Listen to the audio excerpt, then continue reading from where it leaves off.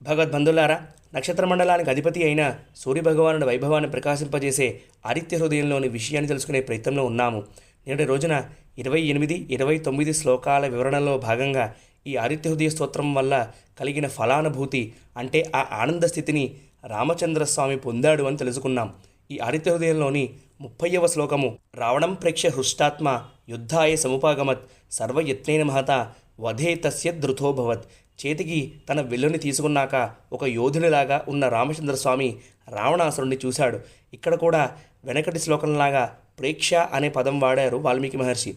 ఈ సమయంలో రావణాసురుడు దుర్నిరీక్షమైన తేజస్సుతో వెలుగుతూ కనిపించాడు రామచంద్రస్వామికి. రావణాసురుడు సామాన్యమైన రాక్షసరాజు కాదు. అహో రూప అహో ధైర్యం అహో సత్తమహోద్యుతి అహో రాక్షసరాజస్య సర్వలక్షణయుక్తత యద్య ధర్మో న బలవాన్ స్యాదయం రాక్షసేశ్వర స్యాదయం సురలోకస్య సశక్రస్యాపి రక్షిత. ఆహా, రావణాసుడు రూపము అత్యద్భుతము, ధైర్యము నిరుపమానము. నిజంగా ఈ రాక్షసరాజు సర్వలక్షణ శోభితుడు. కానీ ఆ అధర్మమైన పని చేయకుండా ఉండి ఉంటే సురులకు అంటే దేవతలకి కూడా ప్రభు అయ్యేవాడు కదా అని అంటాడు హనుమంతుల వారు రావణాసురుణ్ణి సభలో చూసిన తర్వాత. సుందరకాండ 49వ సర్గ 17, 18 శ్లోకాలలో.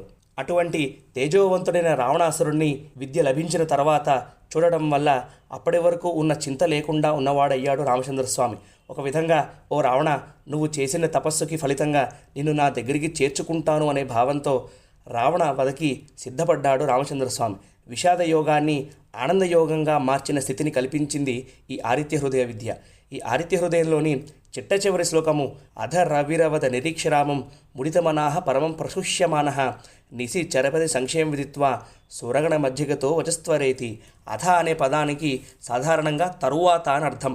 కానీ కొన్నిసార్లు ఓంకారంతో సమానంగా ఈ అధ అనే పదాన్ని కూడా వాడతారు. ఇక్కడ రావణవధ కూడా లోక కళ్యాణ కార్యక్రమం కాబట్టి ఈ పదాన్ని వాల్మీకి మహర్షి మంగళవాచకంగా ఓంకారాన్ని పర్యాయపదంగా వాడారు అని అర్థమవుతోంది. సురగణ మధ్యగతో అంటే దేవతల సముదాయం మధ్యలో ఉన్నవాడై పరమం ప్రశుష్య చాలా ఎక్కువగా హర్షం పడుతూ రావణాసురుణ్ణి సంహరించే సమయం వచ్చిందని రామచంద్రస్వామిని త్వరపడు అని అంటున్నాడు సూర్యనారాయణమూర్తి. అథ అనే పదం మంగళవాచకము అని చెప్పుకున్నాం.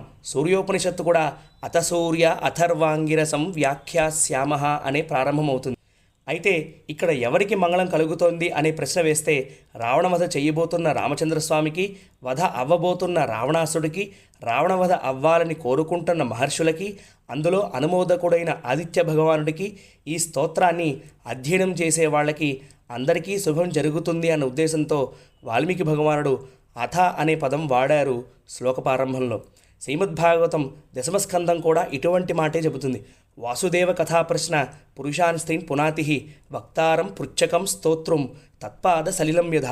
వాసుదేవుడి కథ అడిగినవాడిని, చెప్పేవాడిని, వినేవాడిని ఏకకాలంలో గంగ ఎలాగైతే పునీతుల్ని చేస్తుందో అదేవిధంగా పవిత్రుల్ని చేస్తుంది అని అర్థం. అందుకోసమనే పూర్వాచారులు గంగ కోసం ఎక్కడికో వెళ్లాల్సిన అవసరం లేదు, భాగవత శాస్త్రము లేదా సుఖశాస్త్రము లేకపోతే భాగవత పురాణము వింటే చాలు అని అంటారు. రవి అనే పదానికి అర్థము స్తుతింపబడేవాడు అని. నిసి అంటే అజ్ఞానము, అందులో తిరిగేవారు నిశాచరులు.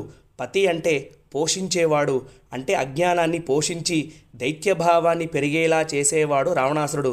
అటువంటి అజ్ఞానాన్ని నశింపచేయడం వల్ల జ్ఞానం వికసిస్తుంది. ఇది గమనించాడు సూర్యభగవానుడు. సూర్యభగవానుడు లోకసాక్షి, సృష్టిలో జరిగే అన్ని కార్యాలని చూస్తాడు అని మనం ఇంతకుముందు చెప్పుకున్నాం. ఎందుకు చూస్తాడు అంటే మరి సూర్యభగవానుడు ఎవరు అంటే పరమాత్మ యొక్క కన్ను ఆయనే. చంద్రమా మనసో జాతః చక్షో సూర్యో అజాయత ముఖాతింద్రశ్చాగ్నిశ్చ ప్రాణాద్వాయురజాయత నాభ్య ఆసీదంతరిక్షం అని అంటుంది పురుష సూక్తం. సూర్యభగవానుడు చూస్తున్నాడు అంటే పరమాత్మే చూస్తున్నాడు అని అర్థం. అటువంటి సూర్యభగవానుడు రావణ సంహారం త్వరగా చెయ్యి అని ప్రబోధించాడు రామచంద్రస్వామిని. ఎలాగైతే సూర్యభగవానుడు రామచంద్రస్వామిని రావణవధ చెయ్యమన్నాడో అలాగే గీతాచార్యుడు కూడా జహిశత్రుం మహాబాహో కామరూపం దురాసదం అని అంటాడు భగవద్గీతలో. ఓ అర్జున, ఓ మహాబాహు, కామరూపుడు నాశనం చెయ్యరానివాడు అయిన శత్రువుని త్వరగా సంహరించు అని అర్థం. ఇంతటితో ఈ ఆదిత్య హృదయ స్తోత్రం సమాప్తి అవుతుంది. ఈ స్తోత్రంలోని శ్లోకాలకి అద్భుతమైన వివరణ అందించిన శలాక రఘునాథ శర్మ గారి పుస్తకం ఆధారంగా చేసుకొని గత 2 వారాలుగా ఈ ఆదిత్య హృదయ విద్యని మనం తెలుసుకునే ప్రయత్నం చేశాము. వారికి కృతజ్ఞతలు ఆవిష్కరిస్తూ రేపటి రోజున ఈ ఆదిత్య హృదయ స్తోత్రంలోని అన్ని శ్లోకాలని ఒకేసారి అనుసంధానం చేసుకునే ప్రయత్నం కూడా చేద్దాం. అంతవరకు హరే కృష్ణ, జయ శ్రీమన్నారాయణ.